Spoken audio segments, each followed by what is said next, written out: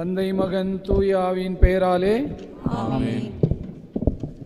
என் சர்வேஸ்வரா சுவாமி தேவரே, அளவில்லாத சகல நன்மையும் அன்பும் நிறைந்தவராயிருப்பதினால் என் பாவங்களால் உமக்கு செய்த துரோகத்திற்காக ஒத்து மனஸ்தாபப்படுகிறேன்.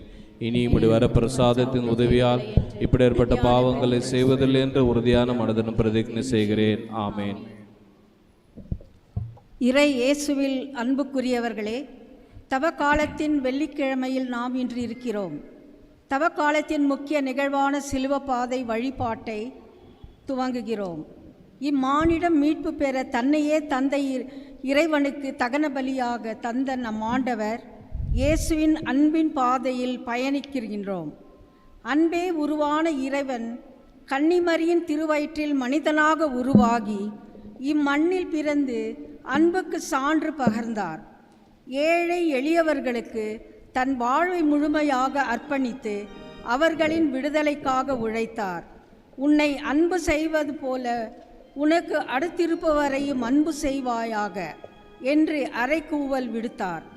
அன்பில் தான் புதிய சமத்துவ சமூகம் அமைக்க இயலும் என தன் புனித வாழ்வால் மெய்ப்பித்தார். இன்றைய உலகம் இயேசு காட்டிய அன்பு வாழ்வை மறந்து சுயநலத்தில் விழுந்து சொல்லனா துன்பத்தில் வாடுகிறது. அதற்கு நீங்களும் நானும் சாட்சிகள். மதத்தின் பெயரால், ஜாதியின் பெயரால், மொழியின் வெறுப்புணர்வால், ஏழை பணக்காரர் ஏற்றத்தாழ்வு, தேச பிரிவுகளால் வேறுபாடு, ஆண் பெண் உறவுகளில் உரசல், குடும்பத்தில் விரிசல் என எண்ணற்ற பிரச்சனைகளை நாளும் சந்திக்கின்றோம். இத்தனை முரண்பாடுகளும் அன்பற்ற வாழ்வினால் நிகழ்ந்தது ஊரும் உலகமும் அறியும். இவற்றை நாம் களைய வேண்டாமா? வாருங்கள், இயேசுவின் அன்பின் பாதை வழி நடப்போம்.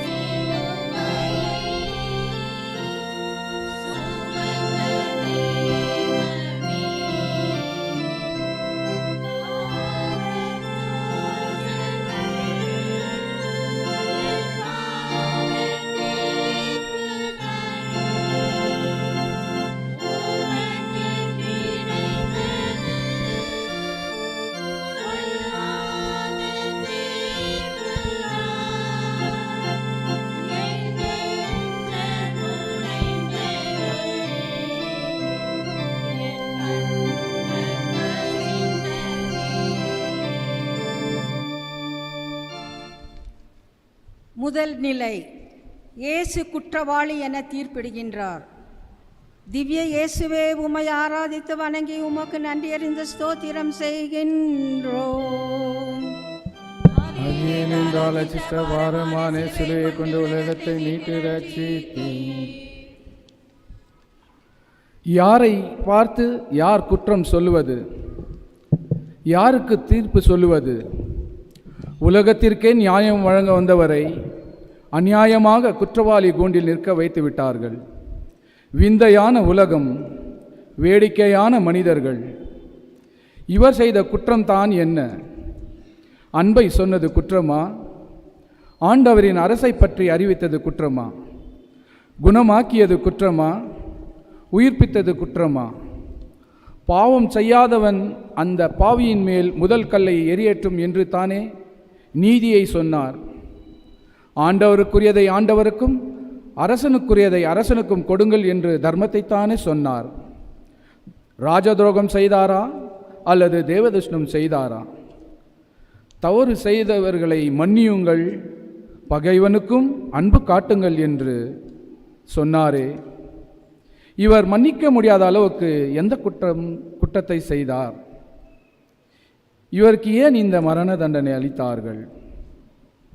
நாமும் இப்படித்தான் நல்லவர்களை பொல்லாதவர்கள் என்றும் நியாயத்தை சொல்பவர்களை முட்டாள்கள் என்றும் சொல்கின்றோம். நம்மிடம் உள்ள பெரிய குற்றங்களை மறைத்து, ஏன் சில நேரங்களில் நாம் செய்த தவறையே அடுத்தவர் மேல் போட்டுவிட்டு யோகியர்களாக நடக்கின்றோம். இனி நம்மை பற்றி நாம் யோசிப்போம். அடுத்தவரை தீர்ப்பிடும் அளவுக்கு நாம் தகுதியுள்ளவர்கள் தானா என சிந்திப்போம். ஜெபம். இறைவா, நீதியின் காவலரே, தெரிந்தும் தெரியாமலும் எத்தனையோ நிரபராதிகளை குற்றவாளிகளாக்கி அநியாய தீர்ப்புக்குள்ளா இருக்கின்றோம். எங்களை மன்னித்தருளும். உமது நியாயத்தின் தீர்ப்பின் போது நாங்கள் குற்றவாளிகளாய் இராமல் உமது பிள்ளைகளாய் இருக்கும் தகுதியை நாங்கள் பெற அருள் புரியும். ஆமேன்.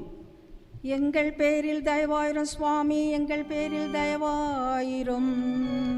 எங்கள் பேரில் தயவாயிரும் சுவாமி, எங்கள் பேரில் தயவாயிரும். மரித்த விசுவாசிகளின் ஆன்மாக்கள் இறைவனுடைய இரக்கத்தினால் சமாதானத்தில் இளைப்பார்வார்களாக. ஆமென்.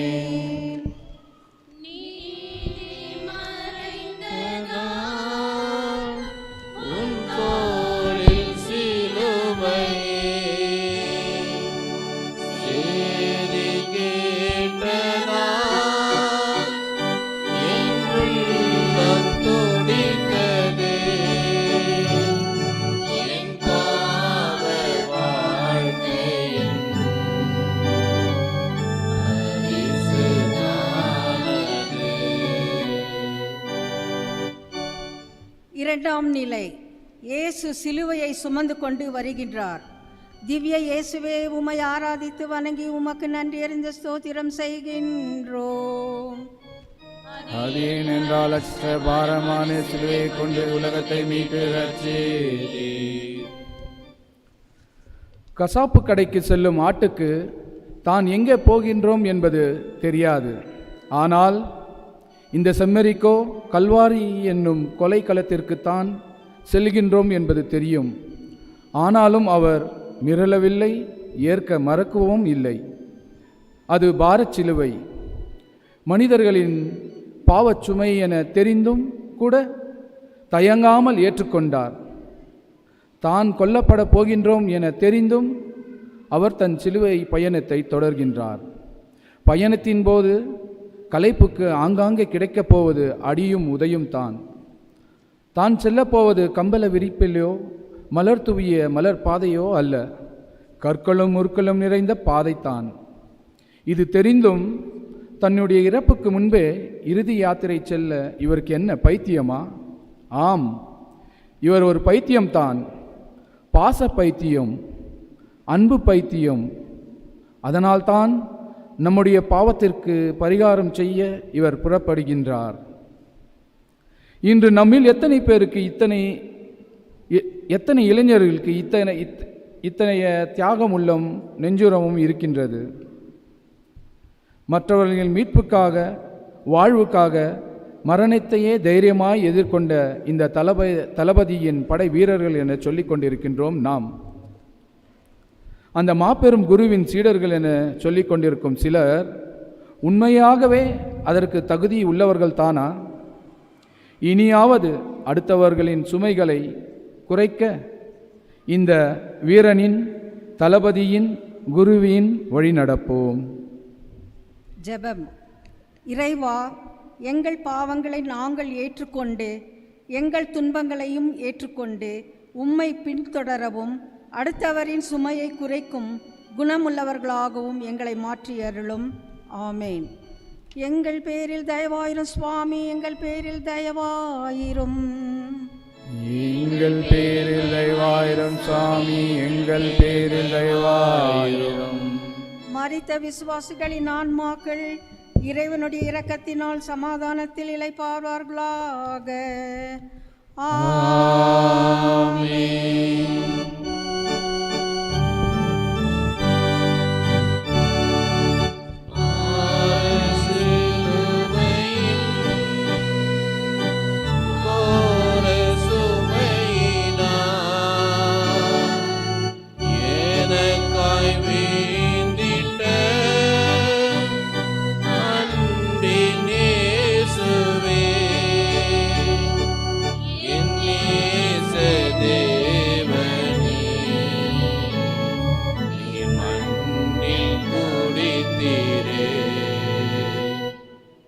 மூன்றாம் நிலை.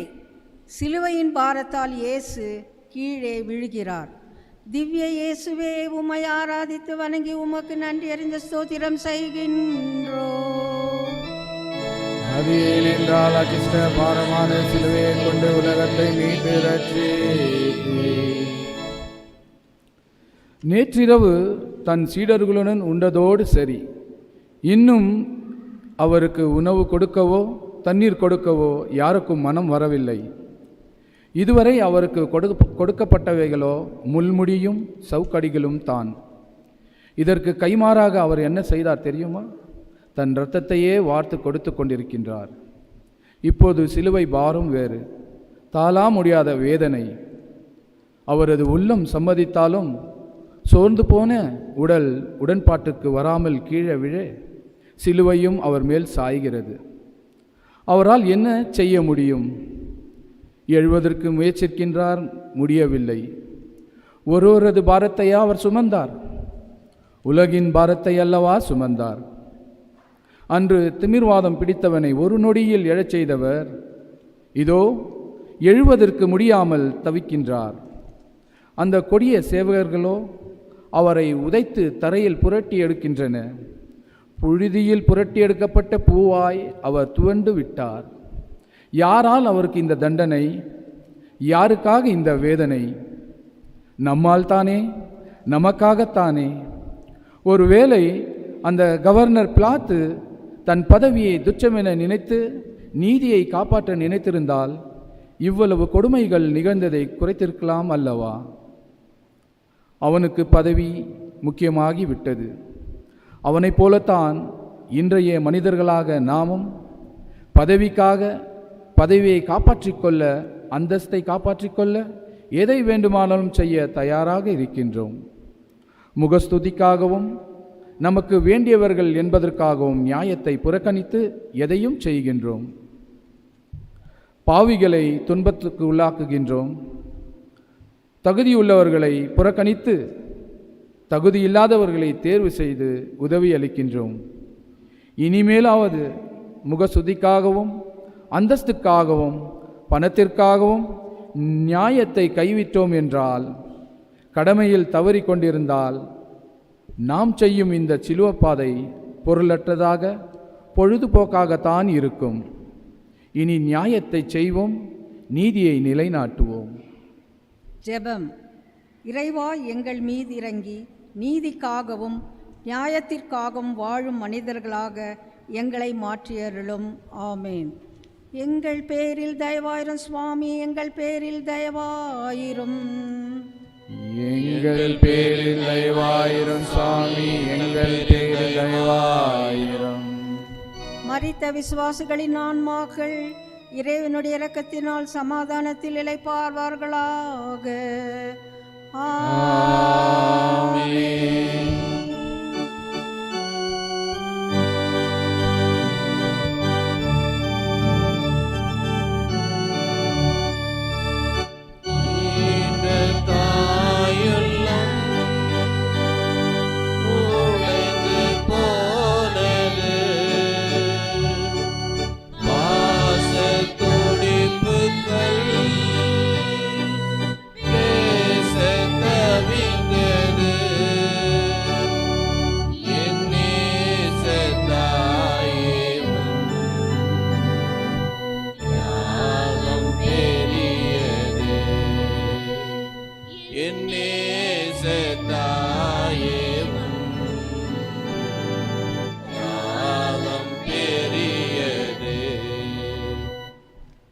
நான்காம் நிலை.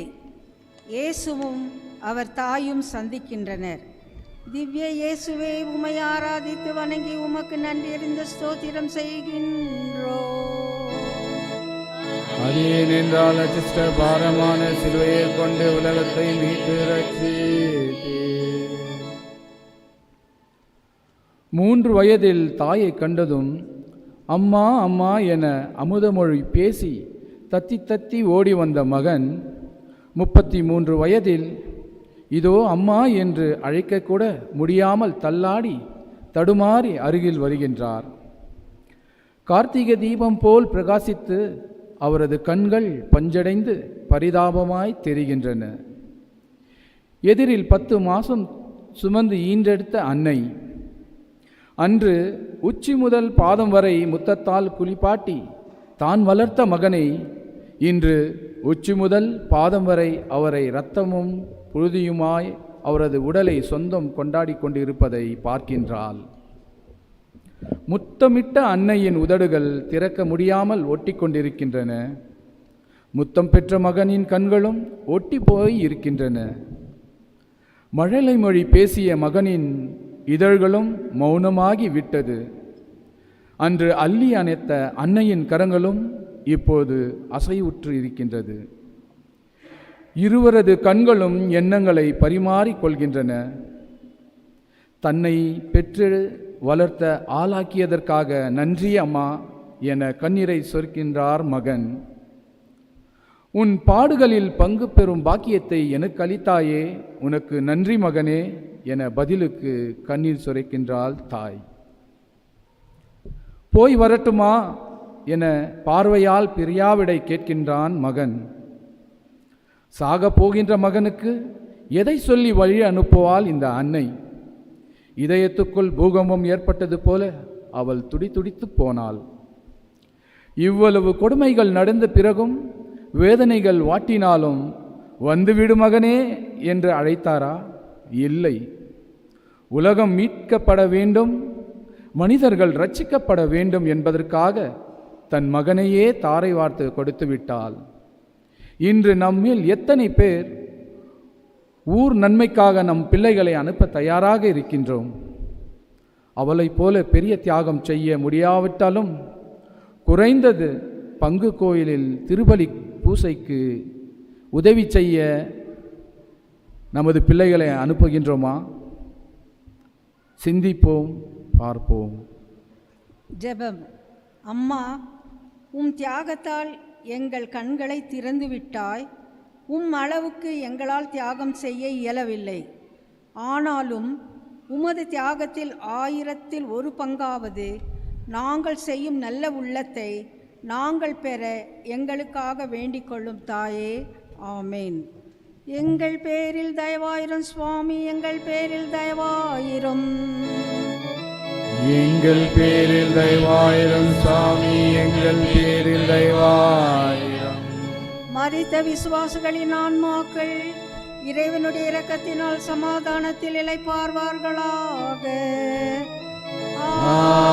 ஆமென்.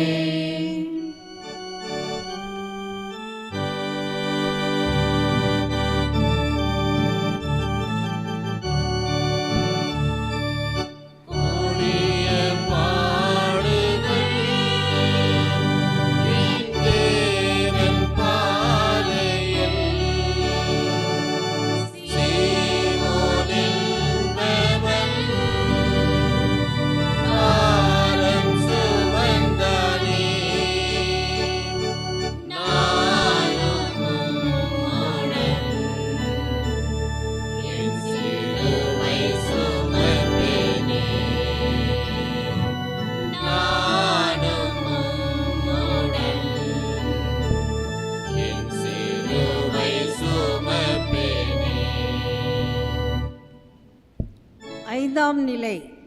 சிலுவை சுமக்க சீமோன் உதவுகிறான். திவ்ய இயேசுவே, உம்மை ஆராதித்து வணங்கி உமக்கு நன்றி அறிந்த ஸ்தோத்திரம் செய்கின்றோம். கொண்டு உலகத்தை மீட்டு அவரோடு உண்டு குடித்தும் உறவாடியும் இருந்தவர்கள் இன்று எங்கே போனார்கள்? மெஸ்ஸியா என்றும் கடவுளின் மகன் என்றும் பாடி பாடி புகழ்ந்தவர்கள் எல்லோரும் எங்கே போனார்கள்? நாங்கள் உம்மை சாக விடமாட்டோம் என்று சொன்னவர்கள் எங்கே போனார்கள்? வாழ்வு தரும் வார்த்தைகள் உம்மிடம் இருக்க நாங்கள் யாரிடம் போவோம் என்று சொன்னவர்கள் இன்று எங்கே போனார்கள்? யாரை தேடி போனார்கள்? ஒருவன் காட்டிக் கொடுத்தான், ஒருவன் மறுதளித்தான், மற்றவர்கள் ஓட்டம் பிடித்தார்கள். இவர்களில் நாம் யார்? காட்டிக் கொடுப்பவர்களா, மறுதளிப்பவர்களா, இல்லை ஓட்டம் பிடிப்பவர்களா?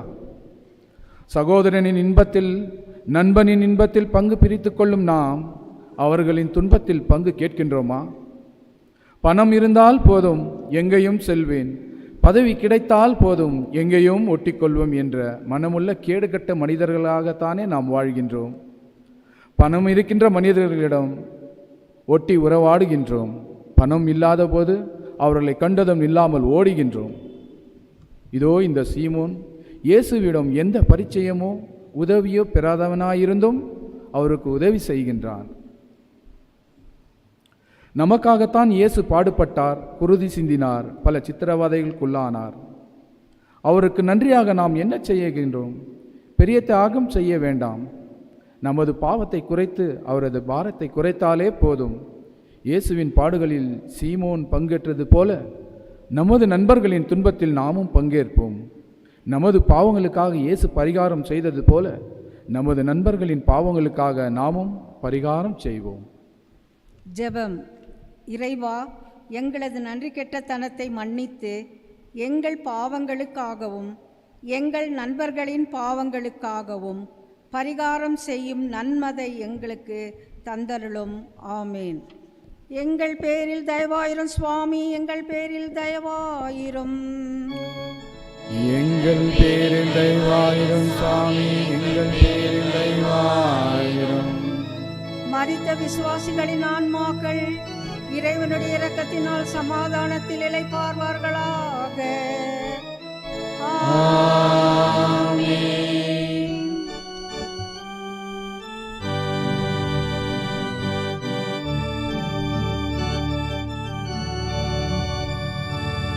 சிரசில் வழிந்திட்ட செந்நீரின் ஊற்றினார், அழகு திருமுகம் சிதைந்து போனது,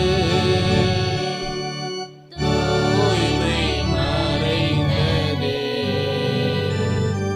என் பாவம் கொடியதே, தூய்மை மறைந்ததே, என் பாவம் கொடியதே. ஆறாம் நிலை. இயேசுவின் முகத்தை வெரோனிக்காள் துடைக்கின்றாள். திவ்ய இயேசுவே, உமை ஆராதித்து வணங்கி உமக்கு நன்றி அறிந்த ஸ்தோத்திரம் செய்கின்றோம்.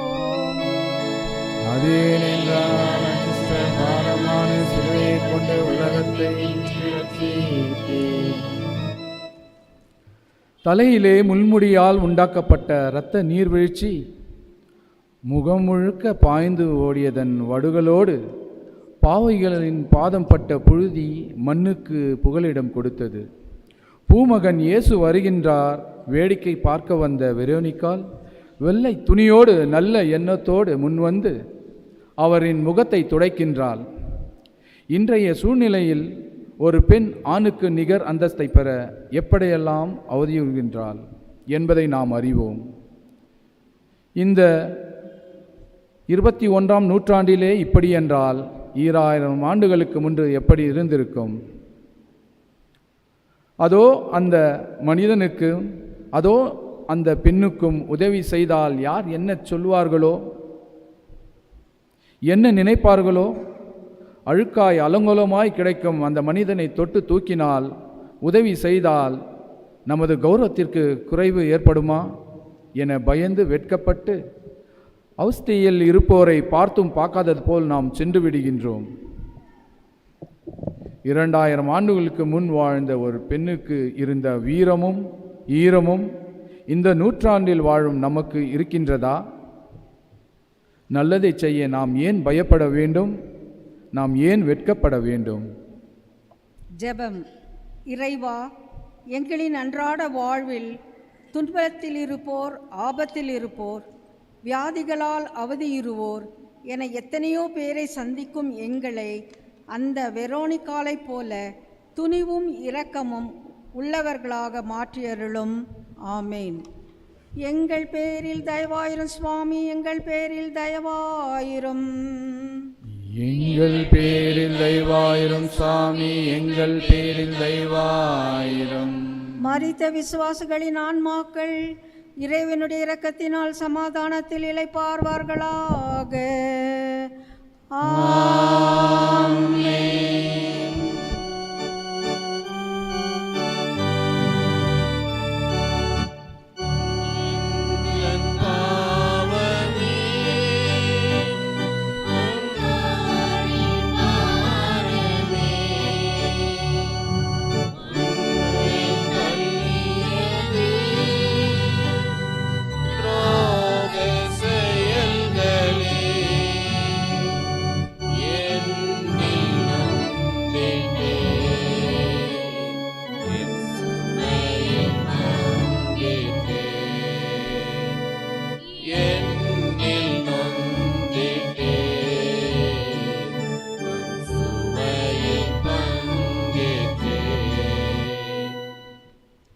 ஏழாம் நிலை.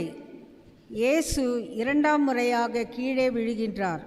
திவ்ய இயேசுவே, உம்மை ஆராதித்து வணங்கி உமக்கு நன்றி அறிந்த ஸ்தோத்திரம் செய்கின்றோம். அது ஏனென்றால் அச்சிஷ்ட பாரமான சிலுவையை கொண்டு உலகத்தை மீட்டு ரட்சித்தீ. பசி, தாகம், அடி உதைகள், கல்வாரி நோக்கி தொலைதூர பயணம், அதுவும் சிலுவை சுமந்து கொண்டு வழி நெடுக்கிலும் இரத்தம் சிந்திக்கொண்டு வந்ததினால் அவரது உடல் பலவீனம் ஆகிவிட்டது. சிலுவையின் பாரமோ அதிகமாகிவிட்டது. சுமை சுமந்து இருப்போரே, என்னிடம் வாருங்கள், உங்களுக்கு இளைப்பாற்றி தருகின்றேன் என்று சொன்னவர் சுமை தாங்க முடியாமல் இரண்டாம் முறையாக சுருண்டு விழுகின்றார். சோர்ந்து விழுந்தார். ஆனால் உடல் சோர்ந்தாலும் அவரது உள்ளம் சோர்ந்து விடவில்லை. இறை சித்தம் நிறைவேற வேண்டும், தன் லட்சியம் நிறைவேற வேண்டும். எதற்காக இந்த சிலுவை பயணம் தொடங்கப்பட்டதோ அது நிறைவேற வேண்டும் என்ற உறுதியோடு சுதாரித்து கொண்டு மீண்டும் தானாகவே எழுகின்றார். இவ்வளவு துன்பத்தையும் அவர் ஏற்றுக்கொண்டது நமக்காகத்தான். அவர் படும் பாடுகளில் ஒரு பாடத்தை நமக்கு தந்திருக்கின்றார். நம் வாழ்க்கையில் எத்தனை இன்னல்களும் இடையூறுகளும் வந்தாலும் அதையெல்லாம் கண்டு துவந்து விடாமல், விழுந்தாலும் துணியுடன் எழுந்து நம் பயணத்தை தொடர வேண்டுமென்று சொல்லாமல் சொல்கின்றார். ஜெபம். இறைவா, எங்களின் பாவ சுமையால் உம்மை மறுபடியும் விழ செய்தமைக்காக வருந்துகிறோம். விண்ணரசை நோக்கி செல்லும் எங்களது லட்சிய பயணத்தின் போது பாவங்களால் தடுக்கி விழாமலும் துன்பங்களால் துவண்டு விழாமலும், விழுந்தாலும் துணிந்தெழுந்து பயணத்தை தொடர்ந்து வெற்றி பெறும் சக்தியை எங்களுக்கு அளித்தருளும். ஆமேன். எங்கள் பேரில் தயவாயிரும் சுவாமி, எங்கள் பேரில் தயவாயிரும். எங்கள் பேரில் தயவாயிரும் சுவாமி, எங்கள் பேரில் தயவாயிரும். மரித்த விசுவாசிகளின் ஆன்மாக்கள் இறைவனுடைய இரக்கத்தினால் சமாதானத்தில் இளைப்பார்வார்களாக.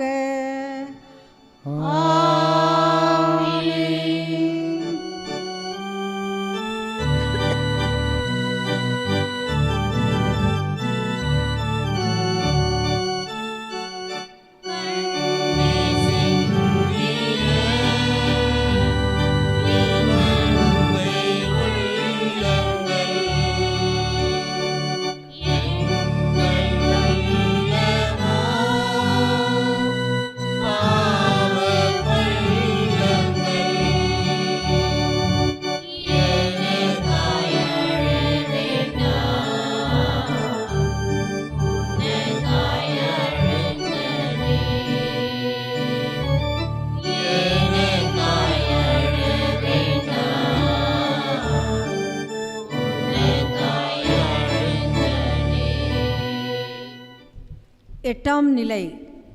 இயேசு யூத பெண்களுக்கு ஆறுதல் அளிக்கின்றார். திவ்ய இயேசுவே, உம்மை ஆராதித்து வணங்கி உமக்கு நன்றி அறிந்த ஸ்தோத்திரம் செய்கின்றோம். அது ஏனென்றால் அச்சிஷ்ட பாரமான சிலுவையை கொண்டு உலகத்தை மீட்டு ரட்சித்தீ. பெண் என்றாலே இரக்கமுள்ளவள், அடுத்தவரின் துயரை கண்டு கலங்குபவள் என்பதை அந்த யூத பெண்கள் மெய்ப்பிக்கின்றார்கள். ஒரு குற்றமும் செய்திடாத அந்த புண்ணியவான் தாங்க முடியாத சிலுவை பாரத்தால் தள்ளாடி தருமாடி வருவதைக் கண்டு கண்ணீர் வடிக்கின்றார்கள். இன்று அந்த பெண்களைப் போல எத்தனை பேர் இரக்கம் உள்ளவர்களாக இருக்கின்றோம்? குறைந்தது பெண்கள் மீதே பெண்கள் இரக்கம் உள்ளவர்களாக இருக்கின்றோமா? தாயே தன் பெற்றெடுத்த குழந்தையை கொன்றுவிடும் கேவலத்தால் அரசாங்கம் தொட்டில் கட்டும் அவல நிலை வந்திடலாமா? அது மட்டும் தானா?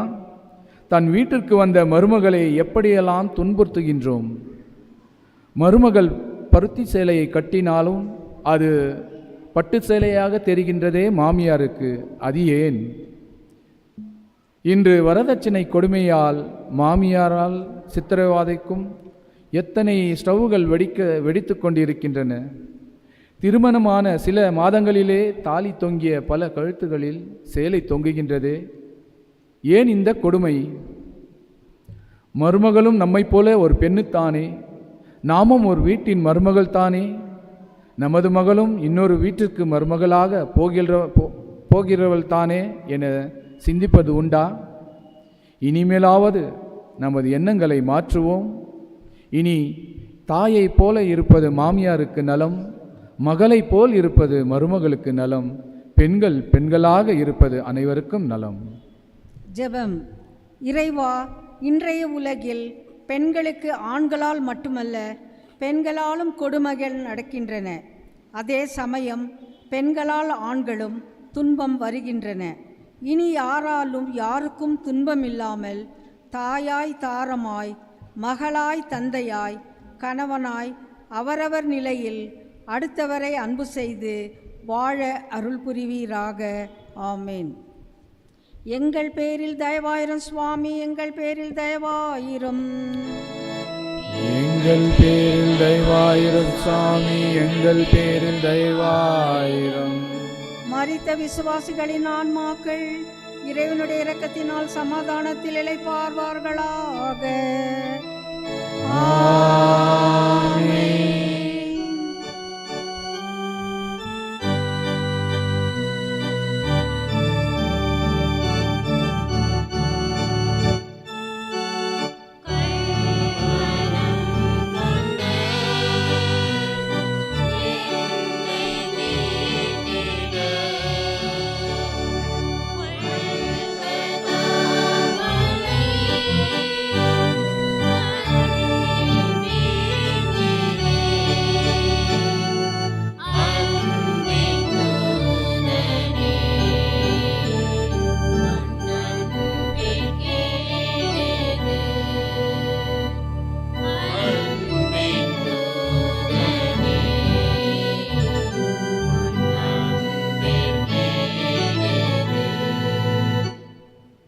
ஒன்பதாம் நிலை. இயேசு மூன்றாம் முறையாக கீழே விழுகின்றார். திவ்ய இயேசுவே, உம்மை ஆராதித்து வணங்கி உமக்கு நன்றி அறிந்த ஸ்தோத்திரம் செய்கின்றோம். என்றால் அதிர்ஷ்ட பாரமான சிலுவையை கொண்டு உலகத்தை மீட்டு ரட்சித்தீர். எவ்வளவு தான் உள்ளத்தில் உறுதியாயிருந்தாலும் அவரது உடலும் மனித உடல் தானே மிக பலவீனம் அடைந்துவிட்டது. கொட்டிய குருதி போக எஞ்சியிருக்கும் சக்தியை கொண்டு அவரால் நடக்க முடியவில்லை. சிலுவையை சுமக்க முடியாமல் மூன்றாவது முறையாக கீழே விழுகின்றார். ஆனால் தம்மை அனுப்பிய வானக தந்தையின் சித்தம் விரைவில் நிறைவேறப் போகும் மகிழ்ச்சியில் சுதாரித்து கொண்டு மீண்டும் எழுகின்றார். இப்படித்தான் நம் வாழ்வில் பாவக்குழியில் 3 முறை அல்ல 3000 முறை விழுகின்றோம்.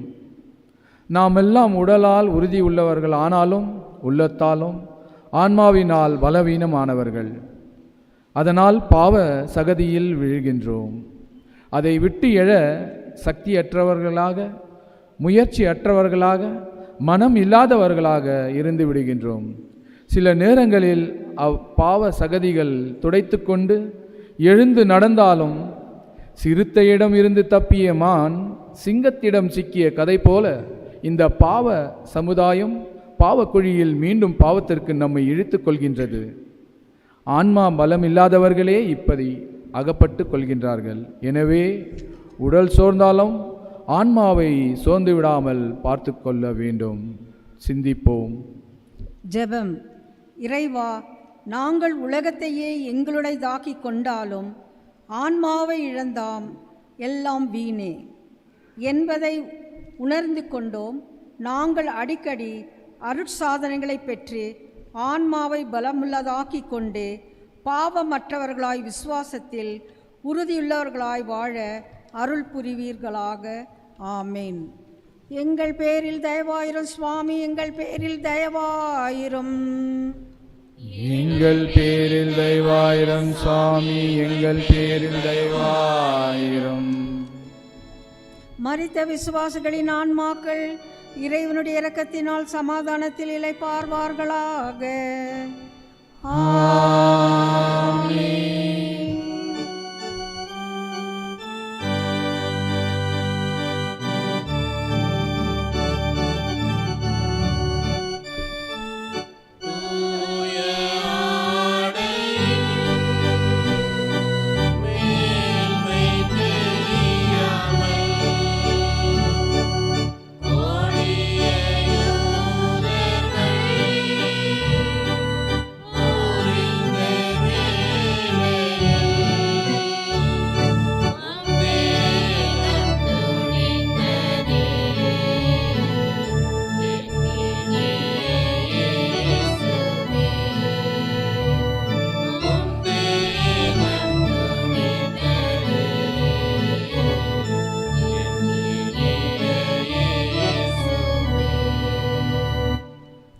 பத்தாம் நிலை.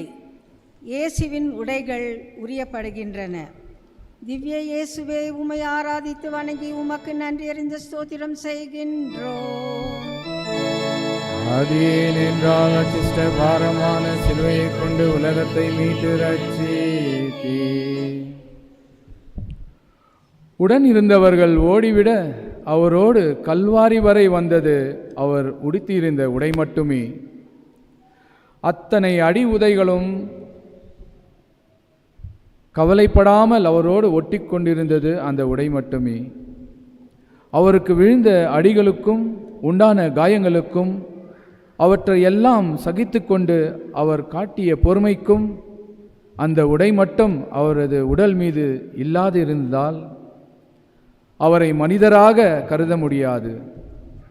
அந்த உடையையும் அந்த பாவிகள் உரித்தெடுத்து விட்டார்கள்.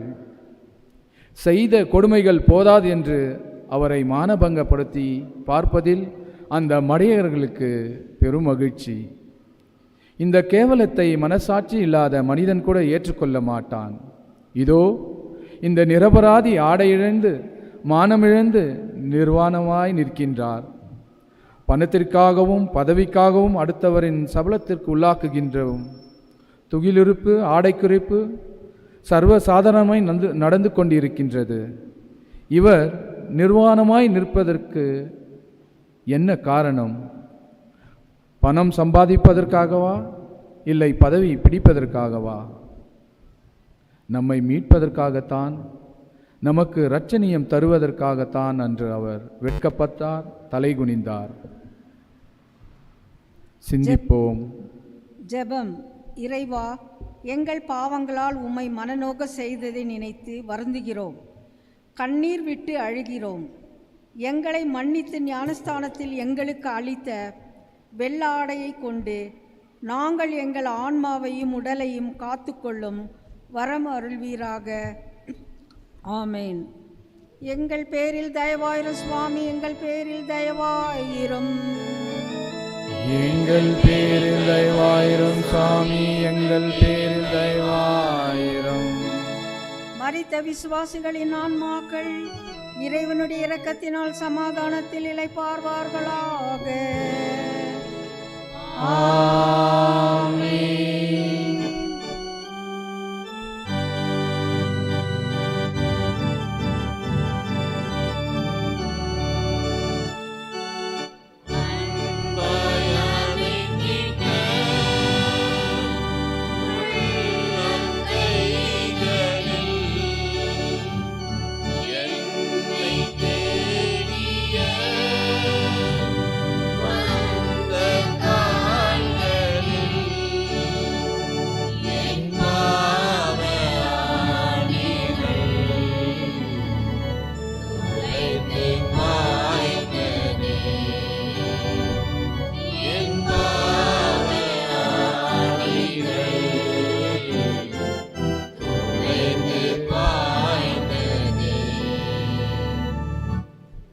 11ஆம் நிலை. இயேசு சிலுவையில் அறையப்படுகின்றார். திவ்ய இயேசுவே, உம்மை ஆராதித்து வணங்கி உமக்கு நன்றி அறிந்த ஸ்தோத்திரம் செய்கின்றோம். அதில் அச்சிஷ்ட பாரமான சிலுவையை கொண்டு உலகத்தை மீட்டு ரட்சித்தீர். ஆட்டின் தோலுரித்து கசாப்பு கடைக்காரன் கயிறில் தொங்க விடுவதைப் போல ஆடையை உரித்து அவரை சிலுவையில் தொங்க விடுகின்றார்கள். அவரது கைகளும் கால்களும் ஆணிகளால் துளைக்கப்படுகின்றன. நரம்புகள் தெறிக்க இரத்தம் பீடிட துடிதுடிக்கின்றார் அந்த தூயவன். நம் காலில் ஒரு சிறு முள் குத்திவிட்டால் நாம் என்ன பாடுபடுகின்றோம், கலங்கி போகின்றோம் அல்லவா? இதோ பல கொடுமைகளுக்கும் பிறகும் அவரை கை கால்கள் ஆணியால் துளைத்த போது அவர் எவ்வளவு வேதனை அடைந்திருப்பார். அந்த கரங்களால் அவர் என்ன குற்றம் செய்தார்? அந்த கொடியவர்களுக்கு தெரியவில்லை. அவர் என்ன கை நீட்டி லஞ்சம் வாங்கினாரா, இல்லை கொலை செய்தாரா? நேற்றிரவு இருந்தோரை கைகளால் தொட்டு குணம் அளித்ததா குற்றம்? பாவிகளை மீட்க தேடி வந்ததா குற்றம்? பாத பூஜை செய்ய வேண்டிய பொற்பாதங்களுக்கு ஆணிகளால் நடத்தப்படுகின்றது பூஜை. இந்த கொடுமை அவரது மிதியடிகளை தொடவும் அருகதியற்ற கொடியவர்களின் கரைப்பட்ட கரங்கள் அவரை சிலுவையில் அறைவது. நாம் பாவம் செய்யும் போதெல்லாம் அவரை சிலுவையில் அறைகின்றோம். நாம் கைகளால் பாவம் செய்யும் போதெல்லாம் அவர் கரங்கள் துளைக்கப்படுகின்றன. கால்களால் பாவம் செய்யும் போதெல்லாம் அவர் பாதம் துளைக்கப்படுகின்றன. எனவே மனம் திருந்துவோம். நமது உள்ளங்களை பாவ ஆணிகளை தயாரிக்கும் பட்டறைகளாக்காமல் அந்த பரிசுத்தவானின் பஞ்சநேமத்திலே ஆக்குவோம். ஜெபம். இறைவா, எங்களுக்காக உமது உடலில் நீர் ஆணிகளை ஏற்றுக்கொண்டது போல நாங்களும் எங்களுக்காகவும் அடுத்தவர்களுக்காகவும் வாழ்வில் வருகின்ற துன்பங்களை ஏற்றுக்கொள்ளும் நன்மனதினை மனப்பக்குவத்தை தந்தருளும். ஆமீன். எங்கள் பேரில் தயவாயிரும் சுவாமி, எங்கள் பேரில் தயவாயிரும். எங்கள் பேரில் தயவாயிரும் சாமி, எங்கள் பேரில் தயவாயிரும். மரித்த விசுவாசங்களின் ஆன்மாக்கள் இறைவனுடைய இரக்கத்தினால் சமாதானத்தில் இளைப்பார்வார்களாக.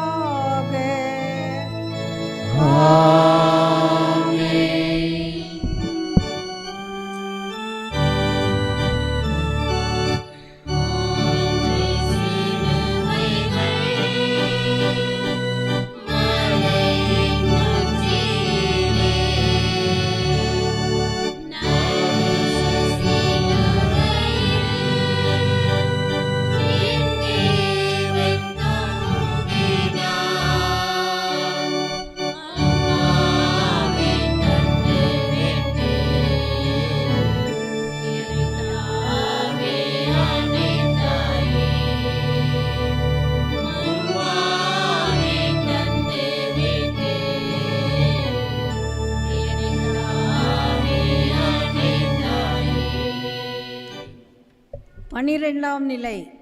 இயேசு சிலுவையில் உயிர் துறக்கிறார். திவ்ய இயேசுவே, உம்மை ஆராதித்து வணங்கி உமக்கு நன்றி அறிந்த ஸ்தோத்திரம் செய்கின்றோம். அங்கேனின்றால் அச்சிஷ்ட பாரமான சிலுவையை கொண்டு உலகத்தை மீட்டு ரட்சித்தீர். விண்ணையும் மண்ணையும் இணைக்க வந்தவர் விண்ணுக்கும் மண்ணுக்கும் இடையே ஏணியாக நிற்கின்றார். கொடிக்கம்பத்தில் கயிறுகளால் இணைக்கப்பட்ட கொடியானது காற்றில் அசைந்து பறப்பது போல சிலுவை மரத்தில் சிவப்பு கொடியாய் ஆணிகளால் இணைக்கப்பட்டு பாவக்கயிற்றினால் துடிதுடித்து கொண்டிருக்கின்றார். நாவறண்டு உள்ளிழுக்க கண்கள் பஞ்சடைந்து கடைசி தூக்கத்திற்காக கண் இமைகள் கட்டாயத்திற்கு உள்ளாக்கப்படுகின்றன. அவர் எல்லாம் நிறைவேறிற்று என்ற மகிழ்ச்சியில் தன் உயிரை துறக்கின்றார்.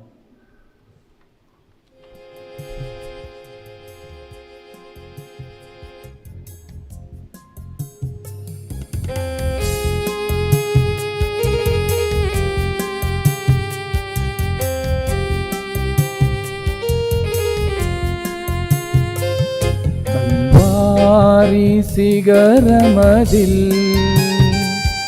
கல் நெஞ்ச கயவர்களா கல்வாரி சிகரமதில் கல் நெஞ்ச கயவர்களா கருணையின் உருவம் கனிவான தெய்வம் சிலுவையில் தொங்கும் என் இயேசுவை பார் என் இயேசுவை பார் கல்வாரி சிகரமதில்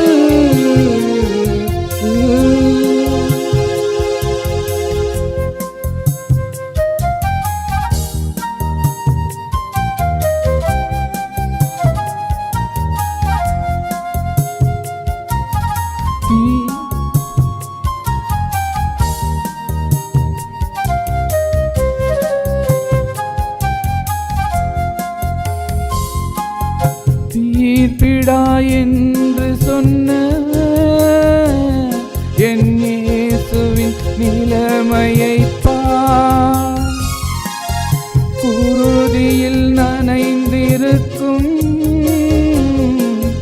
இயேசுவின் முகத்தினை பார் பிலாத்துவின் முன்னே அநீதியின் தீர்ப்பிலே அமைதியில் நிற்பதை பார் பிலாத்துவின் முன்னே அநீதியின் தீர்ப்பிலே அமைதியில் நிற்பதை பார் கல்வாரி சிகரமதில் கல் நெஞ்ச கயவர்களா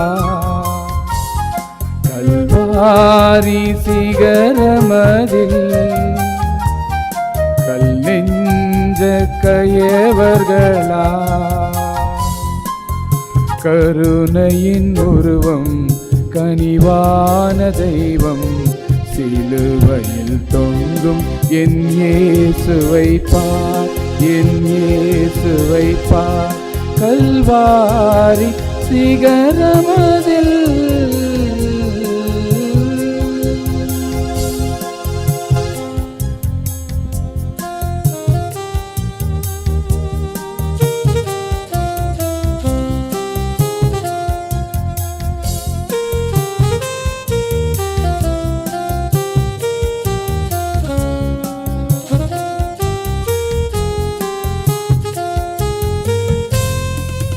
பிறருக்கு உதவி செய்த என் இயேசுவின் கரங்களை பார் ஆணிகள் துளைத்திடவே ஆண்டவர் துடிப்பதை பார் அயலானை மன்னித்து தந்தையின் கரங்களில் ஆவி துறப்பதை பார் அயலானை மன்னித்து தந்தையின் கரங்களில் ஆவி துறப்பதை பார் கல்வாரி சிகரமதில்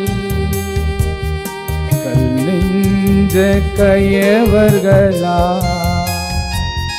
கல்வாரி சிகரமதில் கல் நெஞ்ச கயவர்களா கருணையின் உருவம் கனிவான தெய்வம் சிலுவையில் தொங்கும் என் இயேசுவை பார் என் இயேசுவை பார் கல்வாரி சிகரமதில்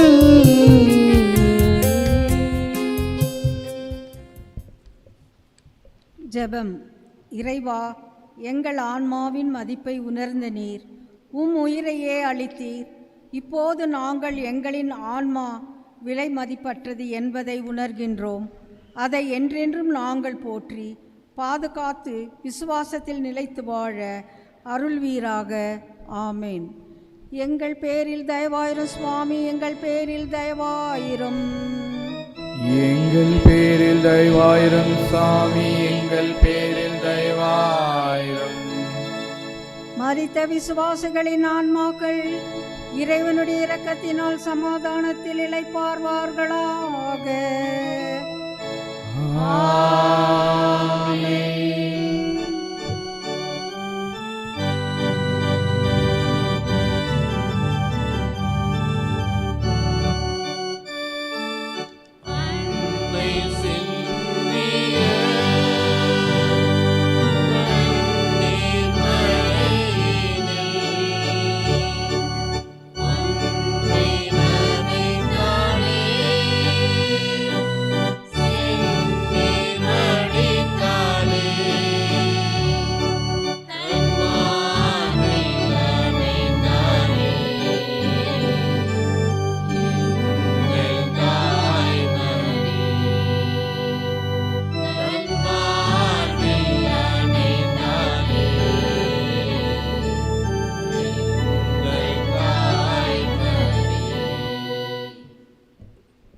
பதிமூன்றாம் நிலை. இயேசுவை தாயின் மடியில் கிடத்துகின்றனர். திவ்ய இயேசுவே, உம்மை ஆராதித்து வணங்கி உமக்கு நன்றி அறிந்த ஸ்தோத்திரம் செய்கின்றோம். அது ஏனென்றால் அச்சிஷ்ட பாரமான சிலுவையை கொண்டு உலகத்தை மீட்டு ரட்சித்தீ. நாம் ஒரு பொருளை ஒருவருக்கு கொடுத்து அதை அவர் திரும்ப நம்மிடம் தராவிட்டால் நாம் என்ன பாடுபடுகின்றோம்? இதோ அழகு திருவுருவான தன் மகனை இந்த உலகுக்கு அளித்த அன்னையிடம் பிணமாக கொடுக்கின்றார்கள். இதோ தனக்கிருந்த ஒரே மகனை, அன்பு மகனை சிதைத்து சின்ன பின்னமாக்கி மடியில் வைத்தார்களே, அப்பொழுது அந்த தாய் எவ்வளவு வியாகுலத்தை அடைந்திருப்பாள். அவள் பூபாலம் பாட தன் மகனை அனுப்பினாள். அவர்களோ அவரை பிணமாக்கி மூகாரி பாட வைத்து விட்டார்கள். பல இன்னல்களுக்கிடைய தான் பெற்ற மகனை, யோரோதின் கொலைக்கு வெறியிலிருந்து தான் காப்பாற்றி வளர்த்த மகனை காணாமல் போனபோது 3 நாட்கள் அலைந்து கொண்டு கண்டுபிடித்து தான் வளர்த்த மகனை, உன்னை தாங்கிய வயிறும் நீர் பாலுண்ட கொங்கைகளும் பேறு பெற்றவன என உலகத்தார் முன் தனக்கு பெருமையை தேடித்தந்த மகனை பிணமாய் அவளது மடியில் கிடைத்திட அவளது உள்ளம் எவ்வளவு துடித்துடித்திருக்கும். கதறினாள், பதறினாள். ஆனால் யாரையும் பழிக்கவில்லை, பழி வாங்கவும் நினைக்கவில்லை. மாறாக தன் மகனோடு சேர்ந்து அவர்களை மன்னித்து விட்டாள். சிந்திப்போம். ஜெபம். இறைவா, நம் தாய் எத்தனை வியாகுலங்களை அனுபவித்த போதிலும் உமது வார்த்தையின்படியே கொடியவர்களை மன்னித்தாள். நாங்களும் உங்கள் இருவரை போன்று எங்களது பகைவர்களை மன்னிக்கும் நல்மனதை எங்களுக்கு அருள்வீராக. ஆமேன். எங்கள் பேரில் தயவாயிரும் சுவாமி, எங்கள் பேரில் தயவாயிரும். எங்கள் பேரில் தயவாயிரம் சாமி, எங்கள் பேரில் தயவாயிரம்.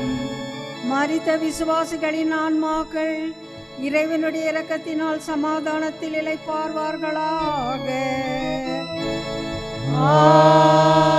ஆமென்.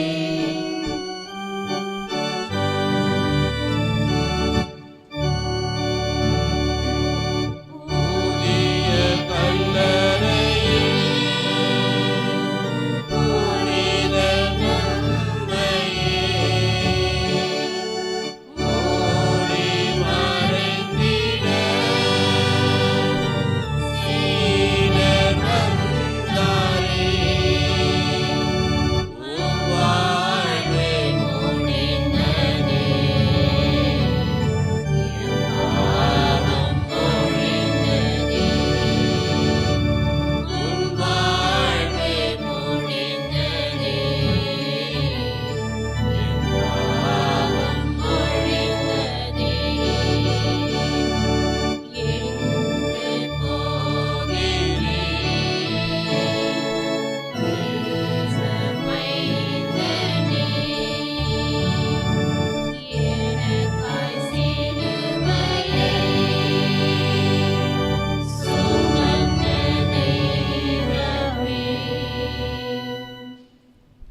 14ஆம் நிலை.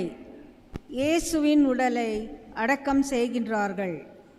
திவ்ய இயேசுவே, உம்மை ஆராதித்து வணங்கி உமக்கு நன்றி அறிந்த ஸ்தோத்திரம் செய்கின்றோம். அது ஏனென்றால் அச்சிஷ்ட பாரமான சிலுவையை கொண்டு உலகத்தை மீட்டு ரட்சித்தீ.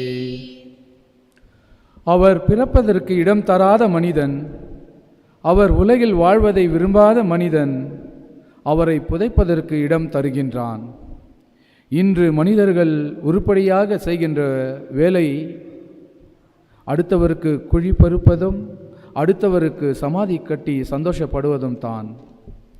தனது தாயும் தந்தையும் உயிருடன் இருக்கும் பொழுது சந்தோஷமாய் வைக்காதவன் அவர்கள் செத்த பிறகு சமாதி கட்டி சந்தோஷப்படுகின்றான். இதோ இந்த குழியில் புதைக்கப்படுவது இயேசுவின் உடல் மட்டுமல்ல, நீதியை, நியாயத்தை, தர்மத்தை, சத்தியத்தை, ஜனநாயகத்தை, உண்மையை, அன்று இயேசுவை கொன்று விட்டோம், வென்று விட்டோம் என்ற மம்மதியில் இருந்தவர்களுக்கு பாடம் புகட்ட இயேசு உயிர்த்தெழுந்து அவர்களை தோல்வியுறச் செய்தார். அதுபோலத்தான் இன்று நாம் புதைத்து வைத்திருக்கும் சத்தியமும் தர்மமும் நீதியும் ஒரு நாள் உயிர்த்தெழத்தான் போகின்றது. நாம் தோல்வியுறத்தான் போகின்றோம். ஆகவே தோல்விக்குரிய வேலையை நாம் ஏன் செய்ய வேண்டும்? இனி அடுத்தவருக்கு குழி பறிப்பதை விட்டுவிட்டு அவரை வாழ வைக்க முயற்சி செய்வோம். நாம் இதுவரை நம் இதய கல்லறைக்குள் புதைத்த சத்தியத்தை, தர்மத்தை தோண்டி எடுப்போம். இனி உயிர்த்த இயேசுவுக்கு மறுபடியும் கல்லறை கட்டுவதை விட்டுவிட்டு நம் இதய பீடத்தில் அவரை அரசராக அமர்த்துவோம். ஜெபம். இறைவா, எங்கள் பாவங்களால் புண்ணியங்களை எல்லாம் புதைத்துவிட்டு பொய்மை, வஞ்சகம், துரோகம், அராஜகம், அநீதிகளை வாழ வைத்தோம். எங்களை மன்னித்து இனி நாங்கள் பாவங்களை ஒழித்து புண்ணியங்களை காப்பவர்களாக வாழ நாங்கள் கண்ட இச்சிலுவை பாதையின் முழு பலனை எங்களுக்கு அருள்வீராக. ஆமேன். எங்கள் பேரில் தயவாயிரும் சுவாமி, எங்கள் பேரில் தயவாயிரும். எங்கள் பேரில் தயவாயிரம் சாமி, எங்கள் பேரில் தயவாயிரம். மரித்த விசுவாசிகளின் ஆன்மாக்கள் இறைவனுடைய இரக்கத்தினால் சமாதானத்தில் இளைப்பார்வார்களாக. ஆமென். திருத்தந்தையின் கருத்துக்களுக்காகவும் இறந்த ஆன்மாக்கள் நித்திய ஆறுதலை அடைய கர்த்தர் நமக்கு சொல்லி தந்த ஜெபத்தை நாம் அனைவரும் நம்பிக்கையோடு ஜெபிப்போம். விண்ணுலகில் இருக்கின்ற எங்கள் தந்தையே, உமது பெயர் தூயதென போற்ற பெறுக, உமது ஆட்சி வருக, உமது திருவுள்ளம் விண்ணுலகில் நிறைவேறுவது போல மண்ணுலகிலும் நிறைவேறுக. எங்கள் அன்றாட உணவை இன்று எங்களுக்கு தாரும். எங்களுக்கு எதிராக குற்றம் செய்வோரை நாங்கள் மன்னிப்பது போல எங்கள் குற்றங்களை மன்னியும். எங்களை சோதனைக்கு உட்படுத்தாதையும் தீமையிலிருந்து எங்களை விடுவித்தருளும். அருள் நிறைந்த மரியே வாழ்க. ஆண்டவர் உம்முடனே, பெண்களுக்குள் ஆசீர்வதிக்கப்பட்டவள் நீரே. உம்முடைய திருவயிற்றின் கன்னியாகிய இயேசுவும் ஆசீர்வதிக்கப்பட்டவரே. அச்சிஷ்ட மரியாயே, சரேசனுடைய மாதாவே, பாவிகளாக எங்களுக்காக இப்பொழுதும் எங்கள் மரண நேரத்தில் வேண்டிக் கொள்ளும். ஆமென். பிதாவுக்கு சுதனுக்கு பரிசுத்த ஆவியாருக்கும் ஆட்சி உண்டாவதாக. ஆதியில் இருந்தது போல இப்பொழுதும் எப்பொழுதும் என்றென்றும் இருப்பதாக. ஆமென். ஜெபிப்போமாக. அன்பின் இறைவா, இந்த நாளிலே உம்முடைய பாடுகளின் பாதையிலே நாங்கள் அனைவரும் ஒரே குடும்பமாக பங்கெடுத்திருக்கின்றோம். இன்றைய நாளிலே நாங்கள் பங்கெடுத்த இந்த சிலுவை பாதை எங்களுடைய சிந்தனையிலே மாற்றத்தை ஏற்படுத்தக்கூடியதாக, எங்களுடைய சொற்களிலே மாற்றத்தை ஏற்படுத்தக்கூடியதாக, எங்களுடைய செயல்பாடுகளிலே மாற்றத்தை உருவாக்குகின்ற ஒரு சிலுவை பாதையாக மாற வேண்டிய அனைத்து வரங்களுக்காக சிறப்பான விதத்திலே ஜெபிக்கின்றோம். இது சிலுவை பாதையின் வழியாக இறை மக்களாகிய ஒவ்வொருவரும் எந்த ஒரு தேவைக்காக ஜெபித்திருக்கின்றார்களோ இந்த தேவை அனைத்தும் அற்புதம் நிறைந்த இந்த சிலுவையின் வழியாக அற்புதமாக அதிசயமாக இவர்கள் ஒவ்வொருவரும் பெற்றுக்கொள்ள வேண்டிய அனைத்து ஆசீர்வாதங்களையும் தந்து ஆசீர்வதிக்க வேண்டும் என்று எங்கள் ஆண்டவராகிய கிறிஸ்து வழியாக மன்றாடுகின்றோம். ஆமென். ஆண்டவர் உங்களோடு இருப்பாராக. உம் ஆன்மாவோடும் இருப்பதாக. எல்லாம் வல்ல இறைவன் தந்தை, மகன், தூய ஆவியார் உங்கள் ஒவ்வொருவரையும் நிறைவாக ஆசீர்வதிப்பாராக.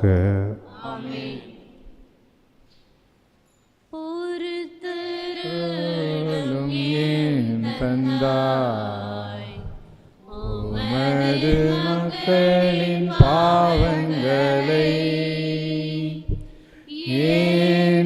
என்றென்றைக்கும் எங்கள் மேல் கோபமாயிராதேயும் சாமி. பொறுத்தருளும் என் தந்தாய் உமது மக்களின் பாவங்களை என்றென்றைக்கும் எங்கள் மேல் கோபமாயிராதேயும் சாமி. பொறுத்தருளும் என் தந்தாய் உமது மக்களின் பாவங்களை என்றென்றைக்கும் எங்கள் மேல் கோபமாயிராதேயும் சாமி. தந்தை, மகன், தூய ஆவியின் பெயராலே ஆமென்.